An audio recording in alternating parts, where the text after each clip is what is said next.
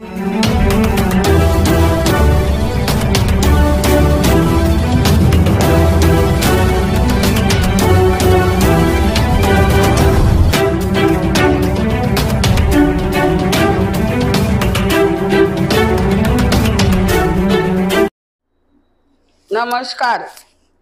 PCR news मध्ये मी रंजना पाटील आपले सर्वांचे हार्दिक स्वागत करते। उल्हासनगर मध्ये कैलाश कॉलनी परिसरात हनुमान जयंतीच्या मंडपाला दारूने भरलेल्या टेम्पोने दिली धडक। एक महिला व एक मुलगा गंभीर जखमी। जखमींना मध्यवर्ती रुग्णालयात उपचारासाठी पाठवण्यात आले। पुढील तपास पोलीस करत आहे।